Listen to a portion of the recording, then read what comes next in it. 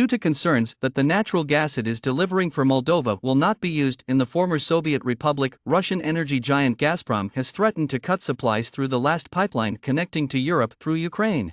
According to Gazprom, Moldovagaz, the gas firm of the poorest nation in Europe, paid for a portion of its gas flows in November in accordance with its contract. It was also mentioned that this month, over 25 million cubic meters were given but not paid for. In response to the imbalance observed during the transit of gas to the Moldovan clients over Ukraine, the state-owned Russian business tweeted that Gazprom would start limiting its gas deliveries through Ukraine as of Monday. Russia has before resorted to exploiting gas as a means of applying political pressure. This is a flagrant fabrication of information intended to support the decision to further restrict the amount of gas sent to European nations, according to Olha Belkova of the Ukrainian gas transmission system operator.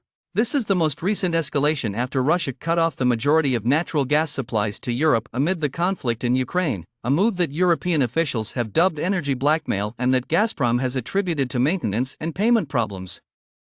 A second pipeline continues to transport Russian gas to Turkey under the Black Sea in addition to the one that runs through Ukraine. Due to Russia's halving of its natural gas supply and Moscow's attacks on Ukraine's energy infrastructure, several cities in the former Soviet Republic experienced extensive outages.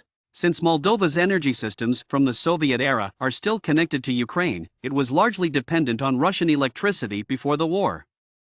As a result, the missile barrages triggered an automated supply line shutdown, which briefly turned off the lights. Due to the already high cost of energy and inflation, consumers in Moldova, a country with a population of about 2.6 million people, may find it difficult to pay their bills if additional energy supplies are cut off.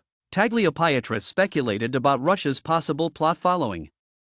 It appears to be a desperate gesture on their part. The supply of energy weapons is getting low. According to him, one goal might be to exert pressure on the EU to raise money for Moldova.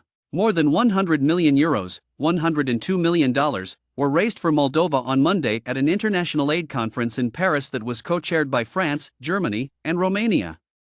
The European Union earlier this month also committed to giving the nation €250 million, or roughly $256 million, in aid. In a letter to the United Nations and the Organization for Security and Cooperation in Europe on Tuesday, Transnistria's de facto authorities claimed that Moldova's pro-Western leaders are to blame for energy shortages in the breakaway state.